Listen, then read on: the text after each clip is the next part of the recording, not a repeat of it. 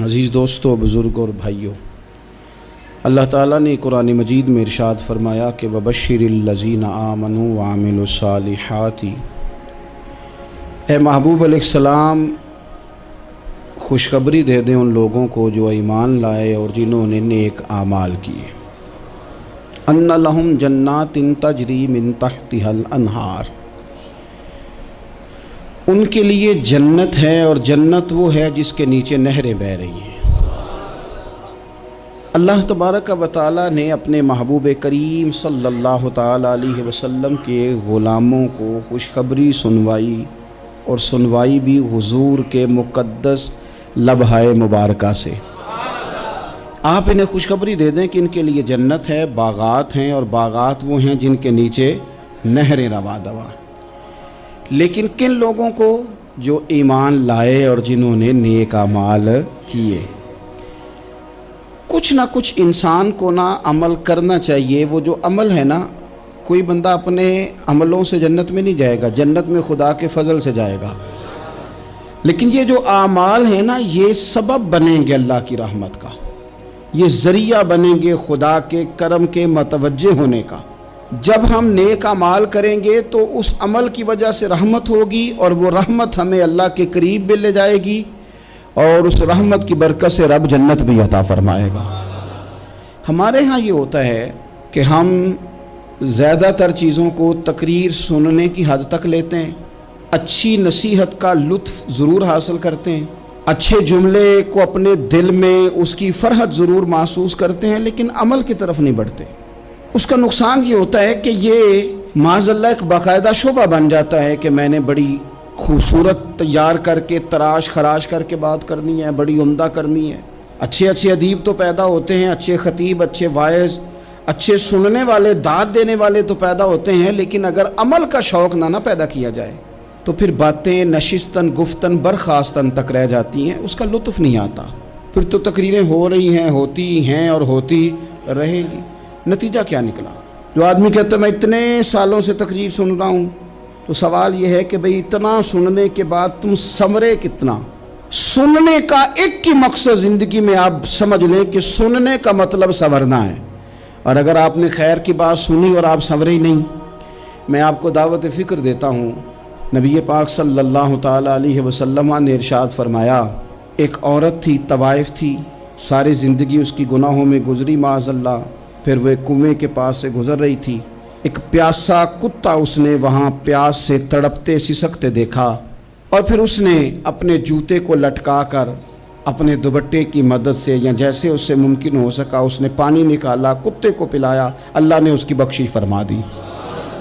آپ ماشاءاللہ ہزاروں میں لوگ ہیں، آپ نے بڑی جلدی مجھے یہ بتانا ہے، یہ حدیث آپ نے پہلے بھی سنی ہوئی ہے نا؟ میرا خیال ہے کوئی بندہ نہیں رہا جو اس نے نہ سنی ہو۔ سنی ہوئی ہے نا ہم نے الحمدللہ۔ اتنے سارے بندے جو یہاں موجود ہیں انہوں نے سنی ہوئی ہے، تو ظاہر ہے امت مسلمہ میں جتنے لوگ ہیں ڈھیر ساروں نے یہ بات سنی ہوگی۔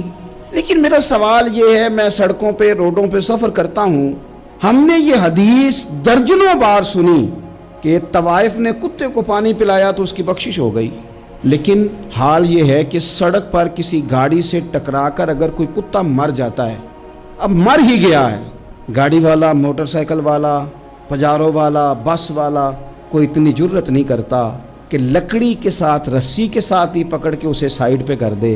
وہ سڑک پہ مرا ہوا پڑا رہتا ہے، یہاں تک کہ گاڑیوں کے ٹائروں کے ساتھ اس کا گوشت لگ لگ کے سڑک صاف ہوتی ہے۔ اس محبوب کے ماننے والے، جس محبوب نے بتایا کہ طوائف نے پانی پلایا تھا، اور ہمیں سمجھ بھی آ گئی اور حدیث پڑھ بھی لی اور سن بھی لی، پھر اس ملک کی جو مسلمانوں کا ملک ہے اس کی سڑکوں پر مرے ہوئے کتوں کو اٹھائے بھی کوئی نہ، اور زخمی کتا زخمی ہو ہی گیا ہے، اب اسے سڑک سے سائیڈ پہ ہی کر دیا جائے کم از کم، تاکہ اس کی اگر جان باقی ہے تو بچ جائے۔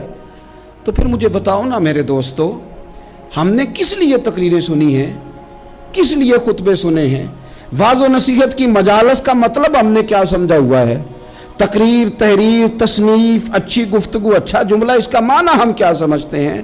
تو آج جو خوبصورت گھڑیاں شب برات کی صورت میں ہمیں نصیب ہونے جا رہی ہیں، اس سے پہلے اپنے دل میں یہ ارادہ کرو کہ رب کریم نے ہمیں جتنا دین کا فہم دیا ہے، سمجھ دی ہے، علم دیا ہے، ہم ارادہ کرتے ہیں اب ہم صرف سنیں گے نہیں، پڑھیں گے نہیں، صرف بیان ہی نہیں کریں گے، ہم عمل بھی کریں گے۔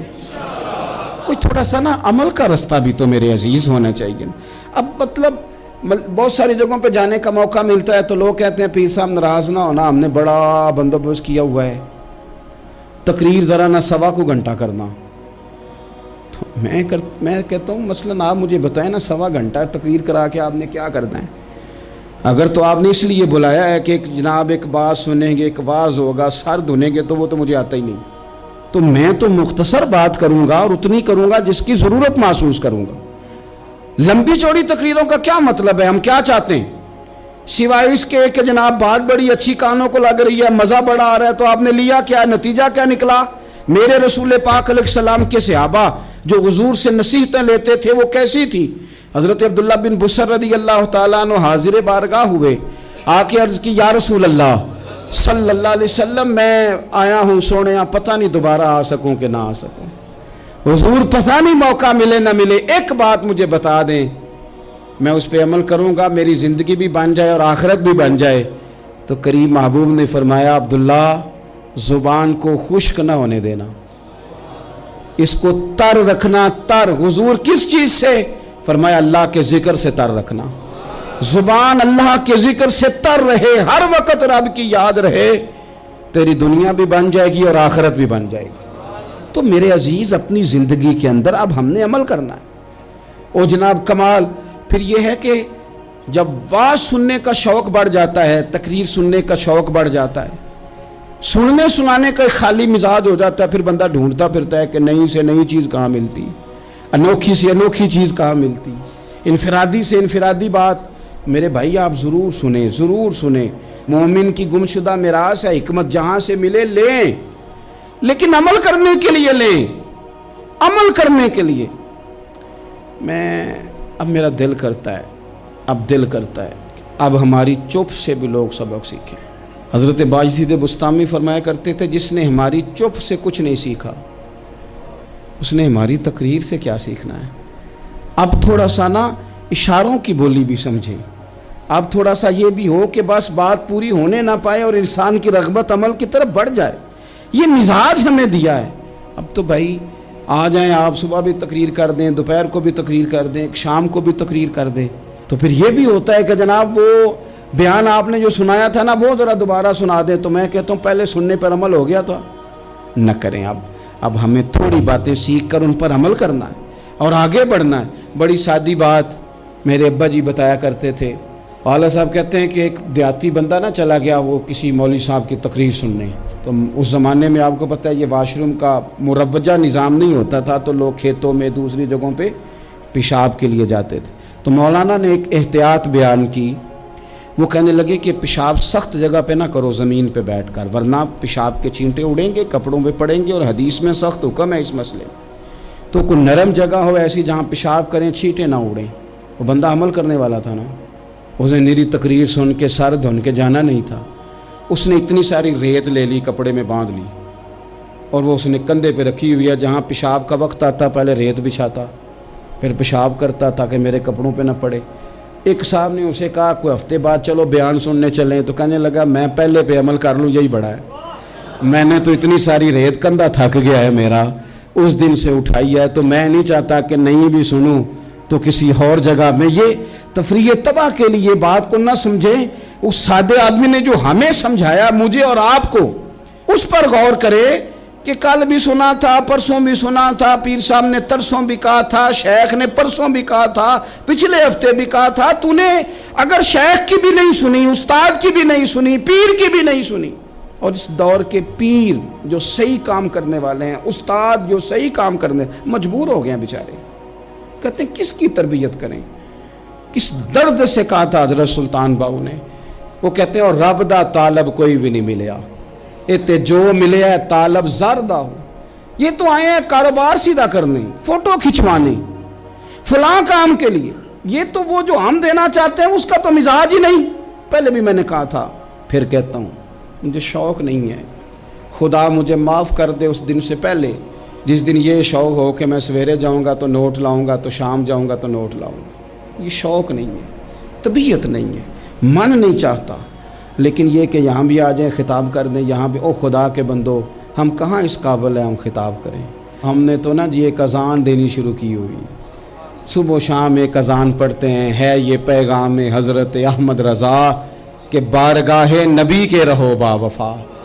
ہم تو کہتے ہیں ادھر آ جاؤ، ٹھوکریں کھاتے پھرو گے ان کے در پہ آ پڑو، قافلہ تو اے رضا اول گیا آخر گیا۔ ہم تو کہتے ہیں ادھر آؤ، اللہ رسول کی بارگاہ کی طرف رجوع کرو۔ اور وہ ایک جملے پہ اگر تو عمل ہو گیا، پیار سے باتیں کرتا رہتا ہوں، سب کے ساتھ نہیں کرتا، جس کا مجھے پتا ہو کہ یہ تھوڑا سہ لے گا۔ ایک دوست نے مجھے کہا کہ میں تو آتا ہوں تو مجھے علاقے کے لوگ کہتے ہیں ان کو بلاؤ، تو میں کہتا ہوں پورا عمل کرنا میری غلط ہے، تو پھر میں باقیوں کو بھی لگا جاؤں گا، تو اگر تیرا ہی عمل نہیں ہو سکا تو باقیوں کو میں نے جا کے کیا سمجھانا ہے؟ تو ایک تو آج کی جو رات ہے، اس سے پہلے اپنے اعمال کی طرف میں اکثر کہتا رہتا ہوں کہ شب برات پہ ہر مسجد سے زور زور سے رونے کی آواز آنی بھی چاہیے۔ شب قدر پہ آتی ہے، عمرے پہ جاتے وقت لوگ معافیاں مانگتے ہیں، حج پہ جاتے وقت، اور کروڑوں لوگ یہ کام کرتے ہیں سال میں۔ اگر 25 لاکھ 26 لاکھ آدمی یا 50 لاکھ آدمی حج کرتا ہے اور وہ جانے سے پہلے معافی مانگ کے گیا، توبہ کر کے گیا ہے، اور کروڑوں لوگ ہیں جو شب قدر میں ہیں، شب برات میں ہیں، اور انہوں نے کھل کے توبہ کی ہے، تو پھر میرے بھائی سویرے کرپشن ختم ہونی چاہیے نا ملک سے، سویرے 75% جھوٹ ختم ہونا چاہیے نا۔ ساری رات تو لوگوں نے توبہ کی تھی، صبح 80% حقوق العباد کا مسئلہ حل ہونا چاہیے تھا کہ نہیں ہونا چاہیے؟ صبح ملاوٹ بہت حد تک ملک سے ختم ہونی چاہیے۔ تو کیا ہم نے سمجھ لیا ہے؟ ہم نے یہ سمجھا ہے کہ شب برات پہ بھی بس ایک رسم ادا کرو، آؤ تھوڑی توبہ کرو چھٹی کر جاؤ، آئیے شب قدر تو توبہ کرو چھٹی کر جاؤ۔ کیا یہ ہم نے مطلب سمجھ لیا؟ حج کرنے گئے، رب کی بارگاہ میں حاضر ہوئے، رسول کریم کی بارگاہ سے بھی جو ہو کے آ جائے اور بدلے ہی نہ، وہاں تک جائے اور بدلے ہی نہ۔ مدینے گئے، کعبے گئے، کربلا گئے، جیسے گئے تھے گھوم پھر کے ویسے ہی آ گئے۔ نتیجہ کیا ہے؟ اپنی زندگی نتیجہ خیز بنائیں۔ آج اس خوبصورت موقع پر جب شب برات ہمارے سامنے کھڑی ہے، اپنے ذہن میں تہیہ کریں کہ اب ہم نے بدل جانا ہے۔ شوگر ہو جائے تو بدلنا پڑتا ہے، اللہ معاف کرے، چینی چھوڑنی پڑتی ہے، من پسند مٹھائیاں چھوڑنی پڑتی ہیں، بدلنا پڑتا ہے۔ بلڈ پریشر ہو جائے تو یارو بدلنا پڑتا ہے۔ اگر انسان کو خدا نہ خواستہ کوئی مرض لگ جائے تو بدلنا پڑتا ہے۔ اولاد پیدا ہو جائے تو بدلنا پڑتا ہے۔ گھر میں بیٹیاں پیدا ہو جائیں تو بوڑھے باپ کو بدلنا پڑتا ہے۔ بال سفید آ جائیں تو پھر بھی تو بدل جانا چاہیے نا۔ انسان کی عمر 40 سال ہو جائے تو پھر بھی تو بدل جانا چاہیے۔ شب برات پہ توبہ کرے تو پھر بھی تو بدل جانا چاہیے۔ اب بدل جائیں، اب ہم بدل جائیں۔ اب نہ درد ہوتی ہے، گاڑی میں بیٹھیں تو کمر پہ درد ہوتی ہے، اب ہم بدل جائیں۔ اب لوگ بتاتے ہیں تیرے بال سفید ہونے لگ گئے، اب ہم بدل جائیں۔ اب لوگ ہمیں کہتے ہیں بچے جوان ہو گئے، اب ہم بدل جائیں نا یارو۔ اب لوگ ہمیں کہتے ہیں کہ اوخو اب تو آپ اٹھتے وقت زمین پہ پہلے ہاتھ رکھتے ہیں پھر اٹھتے ہیں، اب بدل نہ جائیں۔ اب محسوس ہوتا ہے کہ نیند گہری نہیں آتی، اب محسوس ہوتا ہے کہیں کہیں جسم میں تکلیف ہے، اب بدل نہ جائیں۔ اب نہ کئی کلاس فیلو چلے گئے دنیا چھوڑ کے، بدل نہ جائیں۔ اپنے بہن بھائیوں میں سے کئیوں کا جنازہ پڑا، بدل نہ جائیں۔ ہم میں سے کئیوں نے ماں باپ دفن کر دیے، پھول ڈال دیے قبروں پہ، بدل جائیں۔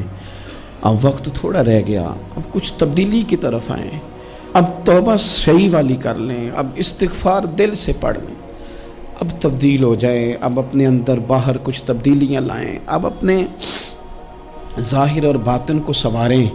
اب اللہ رسول کی بارگاہ میں جانا ہے نا تو کہیں ایسا نہ ہو شرم آئے حضور کے سامنے کھڑے ہوتے، حیا آئے نبی کریم کی بارگاہ میں کھڑے ہوتے۔ اب کچھ تبدیلی لائیں، آج ارادہ کریں کہ آج جو توبہ کریں گے وہ صحیح والی کریں گے، آج جو وہاں استغفار کریں گے اللہ کے حضور حاضر ہو کے تو وہ صحیح والا کریں گے۔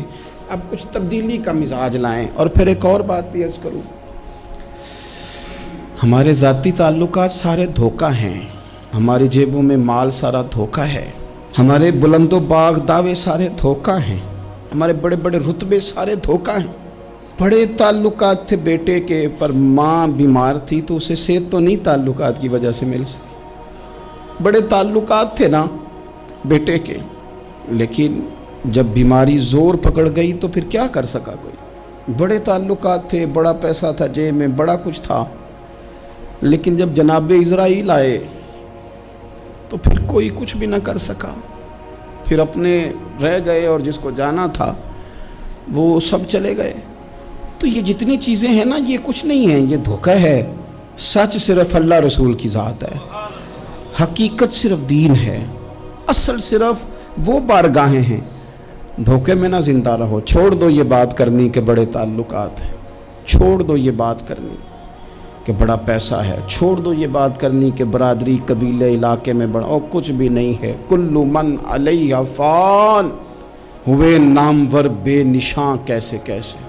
دیکھو زمین کھا گئی، نوجوان کیسے کیسے۔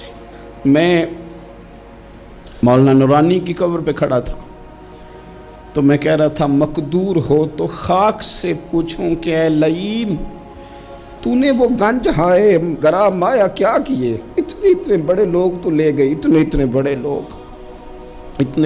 لوگ قبروں میں کدھر گئے؟ سلطان محمود غزنوی کہاں ہیں؟ شہاب الدین غوری کہاں ہیں؟ وہ لوگ جو میدانوں میں آ کے صرف ان کا نام لیا جاتا تھا تو دنیا کانپ جاتی تھی، وہ کہاں گئے؟ اٹھ گئے سب لوگ، چلے گئے، ختم ہو گیا معاملہ۔ وقت اب ہماری طرف بڑھ رہا ہے، اب تیزی ہے، اب پیغام اجل آیا، کئی ہمارے ارد گرد سے اٹھا کے لے گیا، اب ہمیں بھی تو واپس لوٹنا ہے نا، تو کچھ تیاری کر لیں، کچھ ارادہ کر لیں۔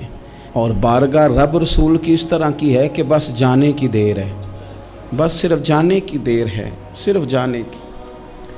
اور اللہ رسول کی بارگاہ دوستو وہ والی ہے کہ جہاں نا زیادہ منت بھی نہیں کرنی پڑتی۔ وہ جو 4-5 لوگ تھے نا مکہ مکرمہ میں، انہوں نے بہت ہی اسلام کی مخالفت کی حد کر دی تھی، ان کے لیے حکم ہوا تھا جہاں ملے قتل کر دو۔ اکرمہ تھے، ابن خطل تھے، کچھ اور لوگ تھے، تو پتہ ہے ان کو کسی نے مشورہ کیا دیا تھا؟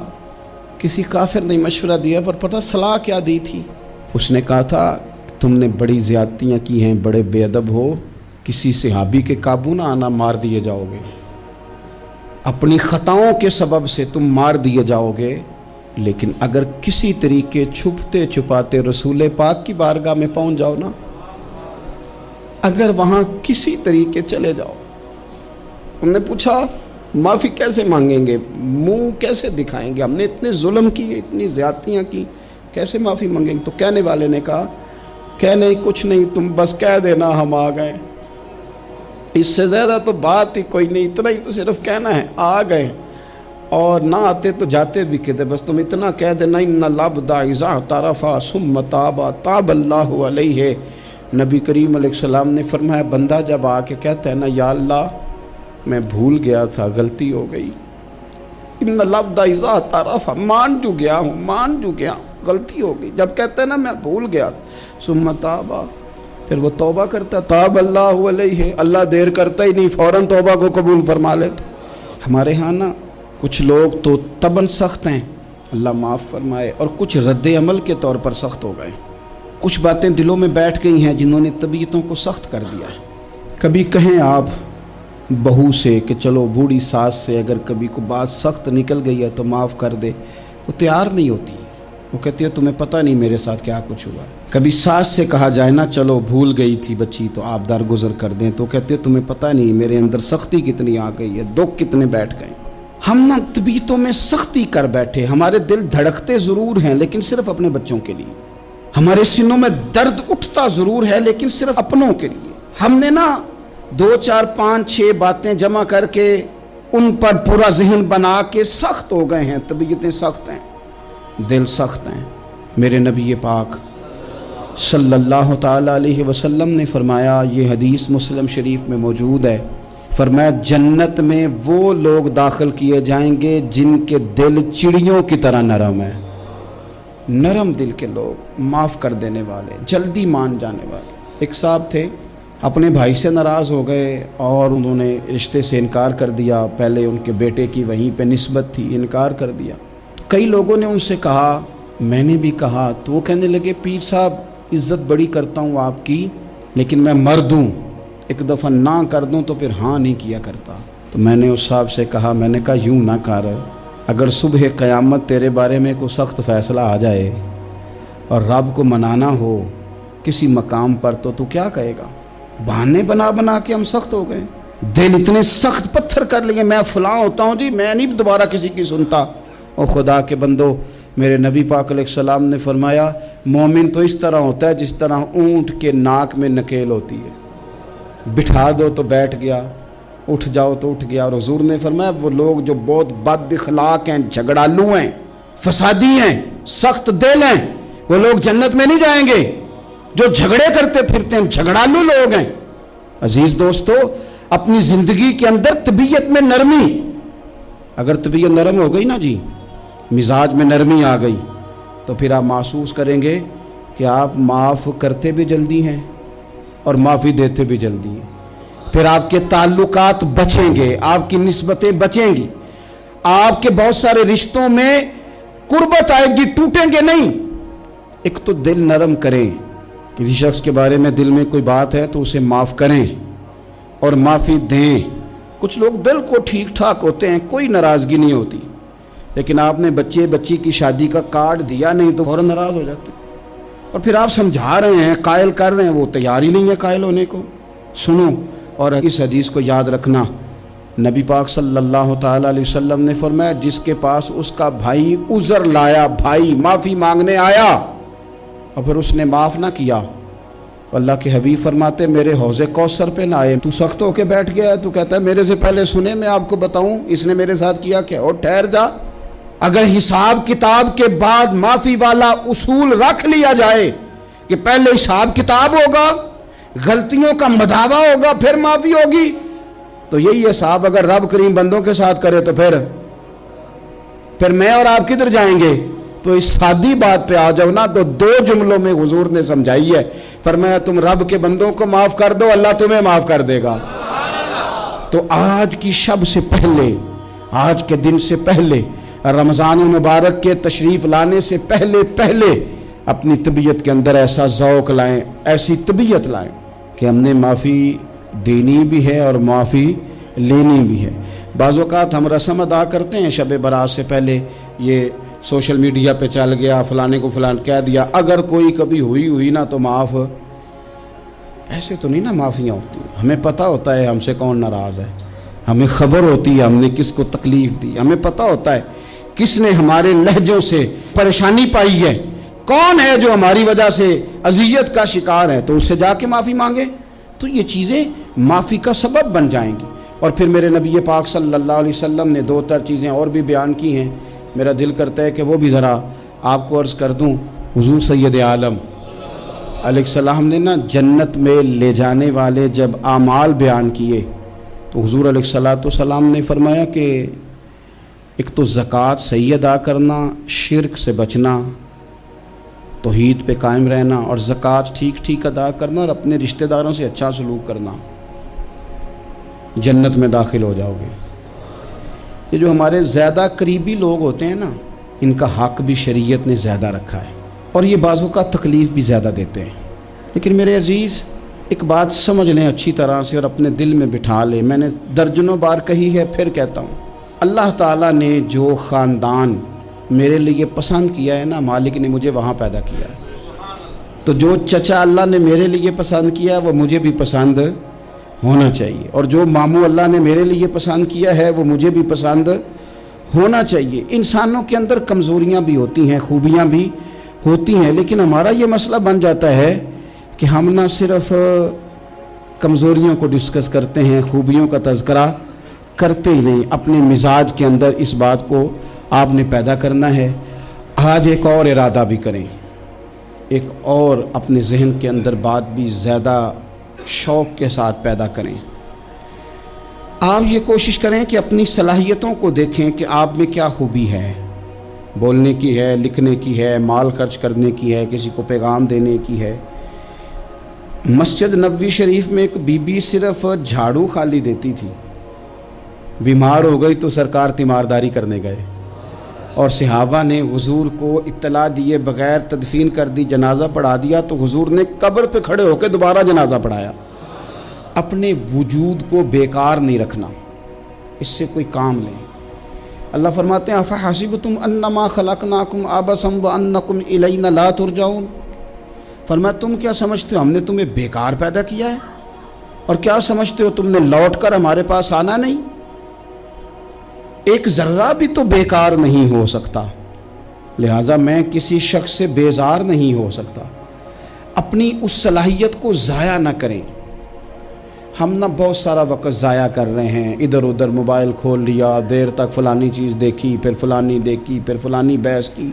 تو اپنے آپ سے نہ کچھ کام لیں، کچھ خدمات کریں۔ ہم زیادہ وقت لوگوں کا انٹرویو کرنے میں ضائع کرتے ہیں، دوسروں کی تفصیلات حاصل کرنے میں وقت ضائع کرتے ہیں، لوگوں کا دھیان رکھنے میں وقت ضائع کرتے ہیں۔ آج کے بعد اپنا دھیان رکھنا ہے، اپنی صحت کا دھیان رکھنا ہے، اپنے معاملات کا اپنے اوپر تھوڑی توجہ دینی ہے، کوشش کرنی ہے کہ کس حد تک ہم اپنی صلاحیت سے فائدہ لے کے کسی کا کچھ نفع کر سکتے ہیں تو وہ نفع کریں، اپنے وجود کو نفع بخش بنائیں۔ حدیث پاک سنیں گے تو آپ محسوس کریں گے کہ اللہ کتنے اجر دینے والا ہے۔ نبی پاک علیہ السلام نے فرمایا جس نے دین کے رستے میں اتنی دیر بھی قتال کیا، لڑا اتنی دیر جتنی دیر اونٹنی کا دودھ دھونے میں لگتی ہے، اتنا تھوڑا وقت بھی دین کے لیے اگر کوئی نکلا، جد و جہد کی، قتال کیا، لڑا، فرمایا اس بندے کو بھی اللہ جنت عطا فرما دے گا۔ اتنا تو کام کرے نا، اتنا تو کام کرے۔ اور حضور علیہ السلام نے رغبت دلائی، یعنی جتنا بھی عمل، حضور فرمانے لگے کسی عمل کو چھوٹا نہ سمجھنا، کچھ نہ ہو سکے تو اپنے بھائی سے مسکرا کے میلی لینا، اللہ اس پر بھی صدقے کا ثواب عطا کر دے گا۔ اور نبی پاک علیہ السلام نے فرمایا دوزخ سے بچ جاؤ صدقہ دے کے۔ خیال آتا تھا یا رسول اللہ کتنا کو دیں؟ تو فرمایا خشک کھجور کا ایک ٹکڑا، یعنی پوری کھجور بھی نہیں، خشک کھجور کا ایک ٹکڑا بھی خیرات کر کے بچ سکتے ہو تو وہ کر کے ہی صدقہ دے کے اللہ کے عذاب سے بچ جاؤ۔ معنی کیا ہے ان ساری روایتوں کا کہ کچھ کرو تو صحیح نا، کچھ کرو تو صحیح نا۔ ہمارے ایک بزرگ تھے تو کرونا کے دنوں میں انہوں نے ایک جملہ کہا، کہنے لگے یہ کرونا پتہ تمہیں کیا کہنے آیا ہے؟ کہنے آیا ہے کہ بیماریاں آ رہی ہیں، حالات خراب ہیں، یہ کرونا نہیں، یہ کہتا ہے کچھ کرو نا، کچھ اللہ اللہ کرو نا، فارغ نہ بیٹھو، دیکھو کیسے لوگ ڈھیروں کے ڈھیروں اب جا رہے ہیں، اب کچھ کرنا ہے انشاءاللہ تعالی، اب کچھ وقت ضائع نہیں کرنا، اور زندگی میں کچھ، میں کہہ چکا ہوں کہ ایک بندے کو بھی اللہ نے بیکار نہیں پیدا کیا، ہم نے خود اپنے آپ کو بیکار کر لیا۔ اپنے آپ کو بیکار نہ کریں۔ جب رب کہتا فحسبتم انما خلقناکم عبث، کیا تم سمجھتے ہو میں نے تمہیں بیکار پیدا کیے؟ آپ لوگ بڑے کام کے ہیں، بس اپنے آپ کو پہچانے۔ اقبال کہنے لگے عجب نہیں کہ خدا تک تیری رسائی ہو اور تیری نظر سے تو پوشیدہ ہے آدمی کا مقام، تو بندے کوئی نہیں سمجھ سکا تو وہاں تک تو کیسے جائے گا؟ اپنے آپ کو پہچانے۔ یہ جو کہتے ہیں نا مجھ سے کچھ بھی نہیں ہوتا، ناراض تو نہیں ہو جائیں گے؟ یہ کچھ کرنا نہیں چاہتے، یہ صرف ادھر ادھر دھیان رکھ کے ایک فوٹو چڑھا کے ادھر بھاگ ادھر اپنے نفس کو راضی کرتے ہیں۔ نفس بس کہہ رہا ہے آج یہ کر لو تو وہ کر لیا، ادھر دیکھ لو تو ادھر دیکھ لو۔ اس سے نکلیں، مثبت، مضبوط، مستحکم ارادے کریں اور پھر چل نکلیں۔ لڑنا شرط ہوتا ہے، جیتنا شرط نہیں ہوتا۔ تاریخ یہ نہیں دیکھتی کہ جیتا کون کون، تاریخ یہ دیکھتی ہے کہ لڑا کون کون، میدان میں کون کون رہا۔ اللہ بدر میں کامیابیاں دیتا ہے، احد میں کئی دفعہ کہتا ہے واپس پلٹو، خندق آئے گی تو پھر کامیابیاں مل جائیں گی، خیبر آئے گا تو پھر کامیابیاں مل جائیں گی۔ تو اس لیے ہمیشہ جیتنا ہی ضروری نہیں، لڑنا ضروری ہے۔ ہمت کریں، کوشش کریں، اللہ تعالیٰ آپ سب کو جزائے خیر عطا فرمائے۔ صوفیاء ہوں، علماء ہوں، بزرگان دین ہوں، ایک موٹا سا مقصد قرآن پاک نے دیا ہے۔ مقصد یہ بیان فرمایا ہے کہ تم بہترین امت ہو، اخرجت للناس، تمہیں لوگوں کے بھلے کے لیے پیدا کیا گیا ہے، وہ بھلا تم نے یہ کرنا ہے کہ تأمرون بالمعروف، تم نے لوگوں کو بھلائی کا حکم کرنا ہے، وتنہون عن المنکر، اور لوگوں کو منکرات سے، بری باتوں سے منع کرنا ہے۔ اللہ تبارک و تعالیٰ نے 1,24,000 کم و بیش انبیاء بھیجے، تو انبیاء تبلیغ کرنے آئے تھے۔ مقصود تبلیغ ہے، مقصود دعوت دینا ہے، مقصود پیغام دینا ہے۔ کھل کے انہوں نے پیغام دیا، بلکہ سورہ یاسین میں انبیاء کرام علیہ السلام کا وہ قول موجود ہے کہ جب وہ کہتے تھے کہ وما علینا الا البلاغ المبین، کہ بھی ہمارے ذمے تو کھول کر بیان کرنا ہے۔ وہ دعوت دیتے رہے۔ نبی کریم سید عالم صلی اللہ علیہ وسلم پر اللہ کریم نے سلسلہ نبوت کو بند فرمایا۔ اب یہ ذمہ لگ گیا امت کے علماء نے، اولیاء نے، صوفیاء نے ہر زمانے میں دعوت دین دی۔ ایک ہی مقصد ہے، صرف دعوت دین دینا، فقط ایک مقصد، اس کے علاوہ کوئی دوسرا نہ مقصود ہے نہ اس کی کوئی ضرورت ہے۔ دعوت دین صوفی اپنی تکمیل کرتا ہے، اللہ سیکھتا ہے، وہ مختلف طریقے ہیں، نقشبندیہ ہے، چشتیہ ہے، سہروردیہ ہے، نوشائیہ ہے، قادریہ ہے، اپنے اپنے طریقوں کے مطابق صوفیہ ان کی تکمیل کرتے ہیں۔ پھر جب وہ مکمل ہو جاتا ہے، مکمل ہونے سے مراد یہ کہ اس کے جو رذائل ہوتے ہیں وہ دور ہو جاتے ہیں، فضائل شروع ہو جاتے ہیں، جھوٹ نکل جاتا ہے، بدی نکل جاتی ہے، بد نگاہی نکل جاتی ہے، حرام کھانا اسے تکلیف دیتا ہے، وہ نبی کریم علیہ الصلاۃ والسلام کے طریقہ مبارکہ کو پسند کرنے لگتا ہے۔ اب اس کے ذمے لگا دیا جاتا ہے، جس کا نام خلافت بھی ہے، دعوت و ارشاد بھی ہے۔ اب وہ آگے نکلتا ہے، دین کا پیغام دیتا ہے۔ باقی پھر آپ کو پتہ ہے کہ رش جب میلہ بہت بڑا ہو جائے تو اس میں کون کون کہاں سے آ کے کس کس روپ میں شامل ہو گیا پتہ کوئی نہیں چلتا۔ اب مسلمان ہیں 1.25 ارب کے قریب، تو کسی طرح کوئی جہالت کرنے لگ گیا، کوئی نئی رسم لے آیا، کوئی غلط طریقہ اختیار کر گیا، تو راشی بہت زیادہ ہے، تو کیا پتہ چلے گا کہ کسی نے کیا بنا لیا۔ باقی تصوف کا، طریقت کا، معرفت کا ایک ہی طریقہ تھا کہ لوگ گمراہ ہوتے تھے۔ اور حضور غوث پاک رضی اللہ تعالیٰ عنہ کی آپ کتابیں پڑھیں نا، تو آپ نے رافضیوں کے خلاف بھی لکھا ہے۔ اب تو کچھ بیچارے ایسے بھی صوفی ہیں نا جو کہتے ہیں کسی کو برا نہیں کہنا چاہیے، بلکہ ایک صوفی صاحب سے میری ملاقات ہوگی تو کہنے لگے کافر کو بھی کافر نہیں کہنا چاہیے، تو میں کہوں مسلمان کہہ لیے، پھر کافر کو کیا کہنا ہے جی؟ کافر کو بھی انہوں کی آکھیے، پھر آپ بتا دیں۔ قل یا ایہا الکافرون، اللہ فرماتے ہیں کہ محبوب آپ کہہ دیں او کافرو۔ تو جب قرآن کہتا ہے کہ کافر کو کافر کہو، تو کافر کو کافر ہی کہنا ہے، اسے مومن تو کہا نہیں جا سکتا، نہ وہ مومن ہے۔ میری بات کی سمجھ آ رہی ہے آپ حضرات؟ تو حضرت غوث پاک رضی اللہ تعالیٰ عنہ کی آپ کتابیں دیکھیں تو آپ نے باقاعدہ جو لوگ صحابہ کی بے ادبی کرتے تھے نا ان کے خلاف لکھا ہے۔ اس زمانے میں ایک فرقہ تھا جبریہ اور قدریہ، وہ تقدیر کو نہیں مانتے تھے، صرف تقدیر کے منکر تھے، باقی نماز بھی پڑھتے تھے، روزہ بھی رکھتے تھے، زکوٰۃ بھی دیتے تھے، حج بھی کرتے تھے۔ کس کو نہیں مانتے تھے؟ وہ جو تقدیر ہے نا کہ اللہ نے لکھ دیا ہے رزق بھی نصیب بھی، اس کے منکر تھے۔ تو حضور غوث پاک نے باقاعدہ ان کے خلاف تحریریں لکھیں، تقریریں فرمائیں۔ حضرت عبداللہ ابن عمر رضی اللہ تعالیٰ عنہ سے کسی نے کہا کہ حضرت صاحب وہ فلانا بندہ ہے، ساری دین کی باتیں مانتا ہے، صرف تقدیر کو نہیں مانتا۔ تو آپ فرمانے لگے اگر بیمار ہو گیا تو پتہ لینے نہیں جاؤں گا، مر گیا تو جنازہ پڑھنے نہیں جاؤں گا، اس لیے کہ دین کے ہر جز پر ایمان لانا دین ہے، کسی ایک کا بھی انکار ممکن ہے۔ تو یہ ہے کہ ہمارے بزرگان دین نے نا فتنے روز پیدا ہوتے تھے، انہوں نے اس کے خلاف جہاد کیا، کوشش کری، محنت کی۔ اعلیٰ حضرت بریلوی رحمۃ اللہ علیہ کے زمانے میں لوگ پیدا ہو گئے، انہوں نے بڑی بڑی عجیب باتیں سرکار کی ذات کے بارے میں کرنی شروع کر دیں۔ اگر اسی طرح کے صوفی ہوتے جس طرح کے صوفی پائے جاتے ہیں، کسی کو کچھ بھی نہیں کہنا، تو ٹھیک ہے، جو مولوی اپنی کتاب میں لکھ رہا تھا کہ نبی پاک کا علم جانوروں پاگلوں کی طرح، اس کو لکھنے دیتے، کسی کو کچھ کہنا تو ہے ہی نہیں، لکھنے دیتے، وہ بالکل چھٹی تھی۔ تو اعلیٰ حضرت نے جہاد کیا، ان کے خلاف لکھا۔ جب کسی نے کہا کہ حضور کے بعد بھی نبی آئے تو فرق نہیں پڑتا، تو اعلیٰ حضرت فرمانے لگے آئے کیوں، ہمیں ضرورت کیا ہے، یہ لفظ آپ نے کیسا بولا، کیسے آئے؟ ہمارے بزرگوں نے اس دور کے تقاضوں کے مطابق جہاد کیا ایک سنگی مجھے ایک دن پوچھنے لگے، پیار سے لوگ کئی سوال پوچھتے ہیں، سارے بندے تنقید کے طور پہ نہیں پوچھتے. انہوں نے کہا جی یہ صوفی کا کیا کام ہے کہ فوٹو کھنچائے؟ صوفی کا کیا کام ہے اس کی ویڈیو بنے؟ وہ تو طریقت تصوف والا آدمی ہے. تو میں نے کہا میرے بھائی آپ بات کو سمجھیں. صحابہ کرام نے کوئی کتاب نہیں لکھی تھی، اس لیے کہ قرآن کافی تھا اور حدیث، کیونکہ ان کے زمانے میں نہ جبری آئے، نہ قدری آئے، نہ رافضی آئے، نہ ناسبی آئے، نہ خارجی آئے. آپ کو پتہ ہے حضرت علی کے زمانے میں ایک گروہ اٹھا تھا، پورا گروہ مولا علی کے زمانے میں خارجیوں کا. بہترین کلمہ پڑھتے تھے، تگڑی نمازیں پڑھتے تھے، پر ہزاروں بندے حضرت علی نے قتل کروائے تھے.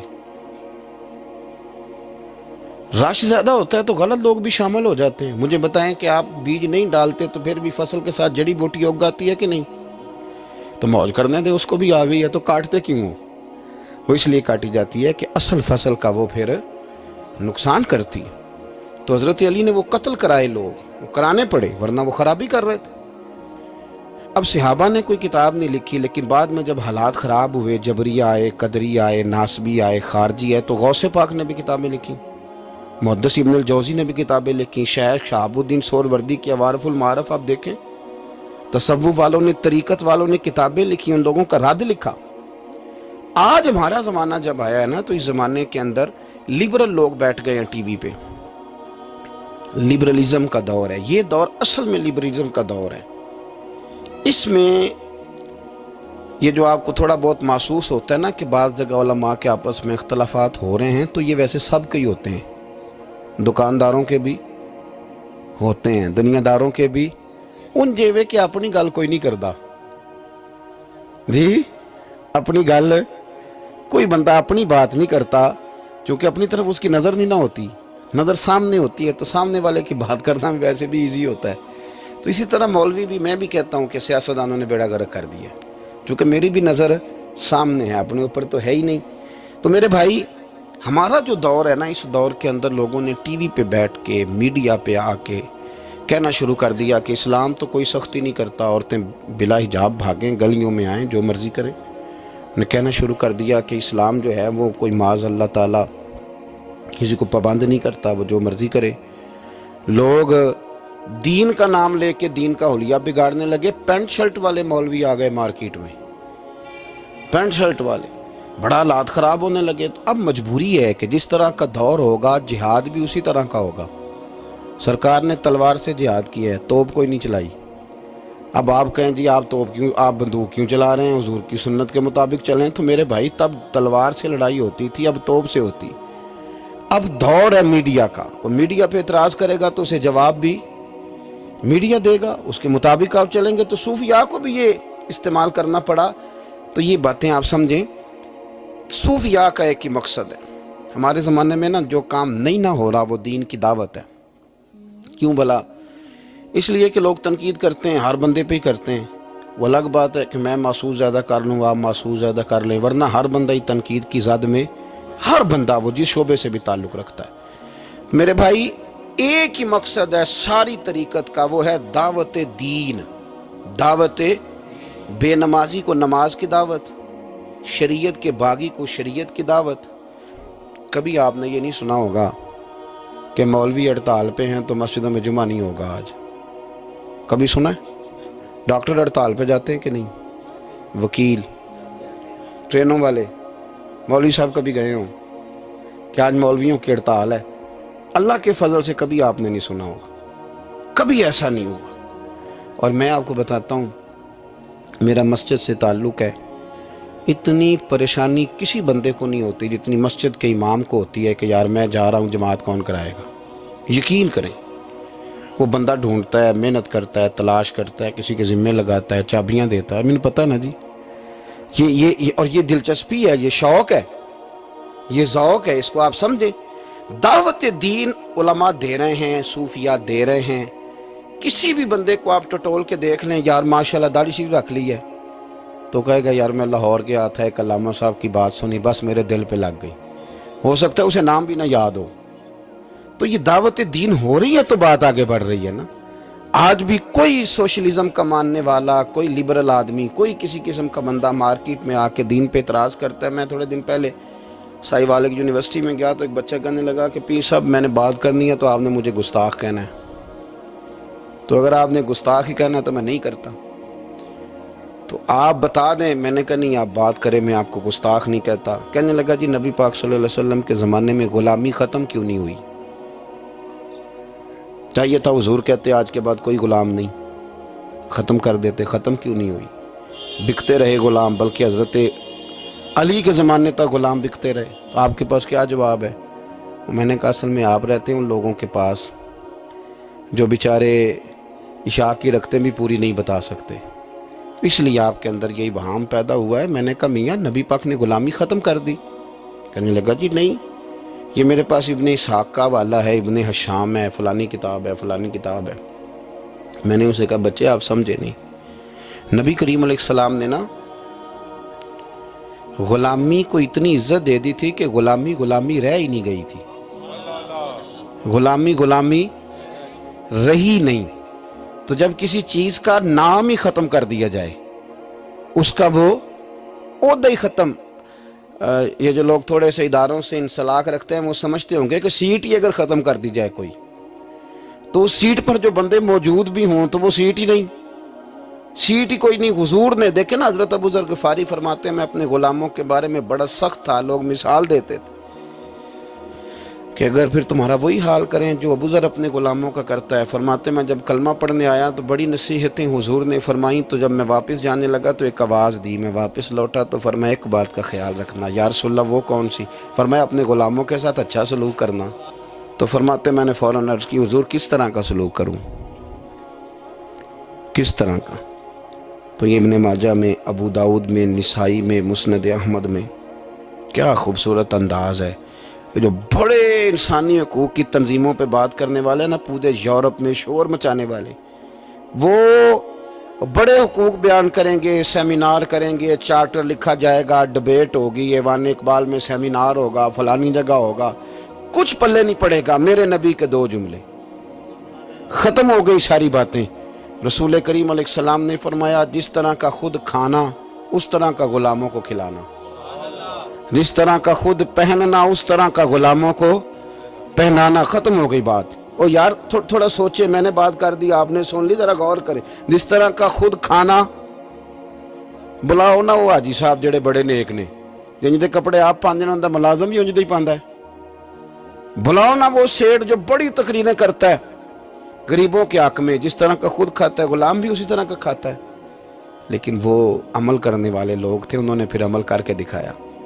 مولا علی شیر خدا کرم اللہ تعالی وجہ الکریم۔ ایک بات اور کر دوں، چلو آ گئی۔ حضرت علی کا ماننے والا جب مجھے جاہل ملتا ہے نا کوئی کہتا میں حضرت علی کا ماننے والا ہوں، تو میں انہوں کہنا تیری مہربانی کسی درس گاہ داخل ہو جا۔ اتنے بڑے عالم کا ماننے والا اور تیرا حال کیا ہے؟ دیکھیں نا، میں کہوں میں او استاد جی کا شاگرد ہوں، تے بندے کہیں گے تیریاں گلہ تے نہیں پہ دس دیا۔ تھوڑی مہربانی کریں۔ جس سے کائنات نے علم لیا اور زمانے نے فیض پایا، ماننے والا اس کا ہو اور اسے دعائے قنوت بھی نہ آتی ہو، تو یہ کیا تماشا ہے؟ آپ دیکھیں نا، آپ کس بات کہاں کی ہے، سٹیٹس کہاں کا آپ بیان کر رہے ہیں، اور معیار آپ کا کیا ہے؟ بالکل جہالت کی بات کر دینا۔ اور بات مولا علی شیر خدا، حضرت علی المرتضیٰ کوفے میں نا اپنے غلام کو لے کے بازار تشریف لے گئے، کہنے لگے یار موسم آ گیا ہے، میرا دل ہے کہ کپڑے نہ خرید لیں قدر کے۔ اس نے کہا حضور چلیں، تو غلام کہتا ہے 2 جوڑے حضرت علی نے خریدے، ایک مہنگا ایک سستا۔ تو موٹی بات ہے، جو مہنگا ہے وہ آقا پہنے گا اور سستا ایسے ہی ہوتا ہے نا جی۔ چلو اور گل کرنے سادی، جلدی سمجھے جا جائے گی۔ جس جائیے دکاندار کو ویاہ تے کپڑے لین تے انہوں کہی دا ایک پان والے وکھا، پھر کہی دا ایک دین دوان والے وکھا۔ وہ دین دوان والے کہڑے ہوندے نے بھلا؟ جڑے پان والے نہیں ہوندے۔ دین دوان والے کہڑے ہوندے نے؟ ایک وہ دے جڑے پانے والے نے، ایک وہ دے جڑے دینے والے نے۔ یہ دینے والے وہ ہوندے نے جڑے پان والے، ہاں جی وہ والے دکھا۔ تو وہ دکاندار کے پاس جا کے حضرت مولا علی شیر خدا رضی اللہ تعالیٰ نے اس کے ساتھ بیٹھے، 2 جوڑے خریدے۔ غلام کہتا ہے جب واپس نکلے تو حضرت علی رضی اللہ تعالیٰ نے وہ دونوں جوڑے، چونکہ میں غلام تھا میں نے پکڑے ہوئے تھے، سمجھ لیں کہ وہ تھیلا کپڑوں کا میرے ہاتھ میں تھا۔ فرماتے ہیں شیر خدا کا گھر آ گیا، میرا بھی غریب خانہ آ گیا، اب ہم نے جدا ہونا تھا، تو ڈیفینیٹ بات تھی، طے تھا کہ یہ پتلا جو ہے اور کم قیمت کا جوڑا میرا ہے۔ تو کہتے ہیں حضرت علی شیر خدا رضی اللہ تعالیٰ عنہ نے مجھے کہا کہ میرا جوڑا دے دو، تو میں نے وہ کپڑا جو مہنگا تھا وہ ان کی طرف بڑھایا، تو انہوں نے سستے کپڑے پہ ہاتھ ڈالا، فرمانے لگے یہ تیرا ہے۔ اور وہ پیر صاحب بھی ایسے کر سکتے ہیں ویسے کبھی کبھی، ہاں ان کے لیے بھی جائز ہے، کوئی منع ان کے لیے بھی منع، ہاں جی، نذرانہ لینا بھی سنت ہے اور کبھی کبھی غریب مرید کو دینا بھی سنت ہے، یہ بھی سرکار کے دین میں بات موجود ہے۔ بلکہ حضرت شیخ شہاب الدین سہروردی سے کسی نے کہا نذرانہ کس کو کہتے ہیں؟ فرمایا امیر سے لے لینا اور غریب کو دے دینا، اسی کا نام نذرانہ ہے۔ حضرت مولا علی شیر خدا کے اس غلام نے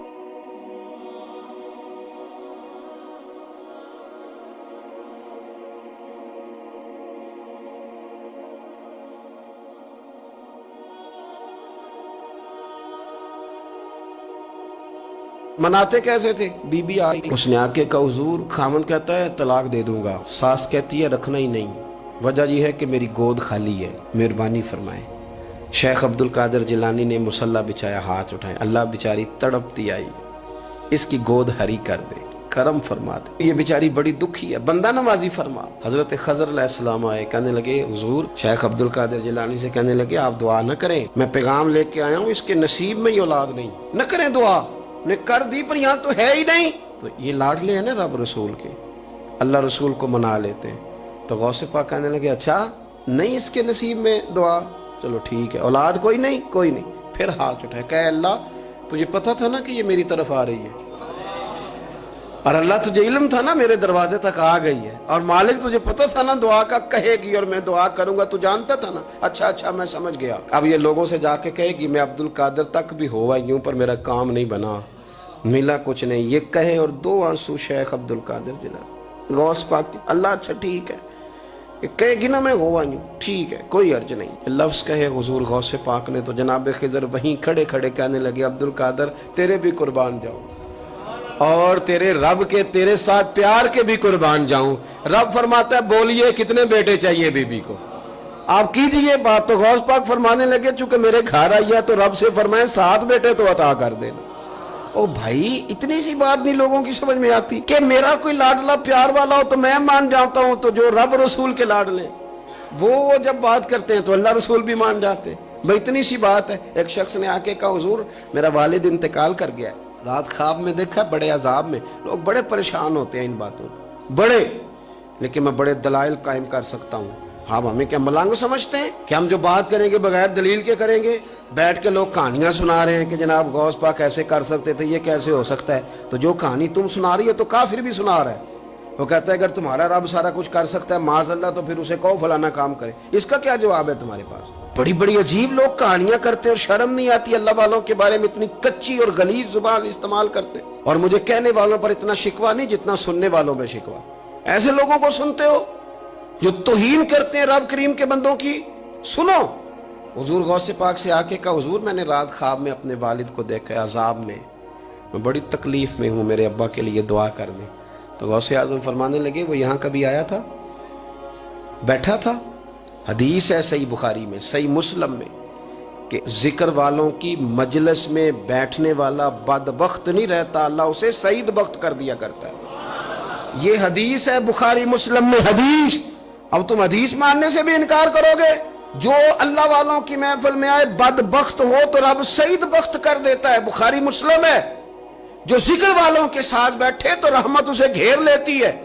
اس نے کہا حضور میرے والد آئے ہیں آپ کی محفل میں، تو غوث پاک نے بچھا لیا مجھلا، کہا مالک تیرے محبوب کا فرمان ہے نا کہ جو ذکر کی محفل میں بیٹھے انہیں رحمت گھیر لیتی ہے، ان پر سکینہ نازل ہوتا ہے، وہ بدبخت ہوں تو سعید بخت ہو جاتے ہیں، تو اللہ پھر بندہ نوازی کرنا، وہ ہمارے ساتھ بیٹھا کرتے تھے، مہربانی فرمانا، کرم نوازی فرما۔ وہ شخص کہتا ہے میں رات کو جا کے سویا تو خواب میں ابا ملے جنت کا لباس پہنا ہوا ہے، اور میرے والد کہنے لگے پتر سارے کام چھوڑ دینا، عبد القادر جیلانی کا دروازہ نہ چھوڑنا، خبردار غوث پاک کا دروازہ نہ چھوڑنا، ہمیں ملنگ نہ سمجھو۔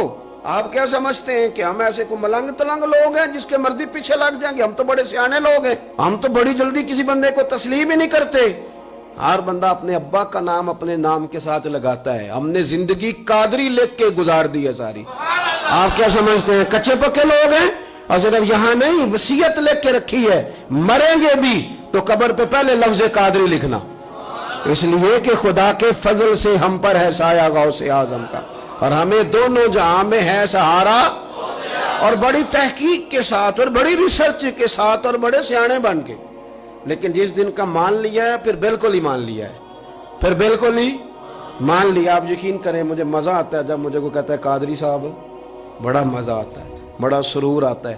کوئی میرے نام سے نہیں نہ پکارتا، اس کا بنا کے پکارتا ہے، کوئی اس کا بنا کے پکارتا ہے، کوئی اس کا کہہ کے پکارتا ہے، تو ذرا چسکا آتا ہے، یعنی اس میں سرور آتا ہے، اس میں ذرا کیف آتا ہے۔ حضور غوث پاک آپ کی نسبت بڑی شان والی ہے، آپ کا مقام بڑا۔ حضرت مولانا جمیل الرحمن قادری اعلیٰ حضرت کے مرید ہیں، وہ فرمایا کرتے تھے خدا کے فضل سے ہم پر ہے سایہ غوث، ہمیں دونوں جہاں میں ہے سہارا۔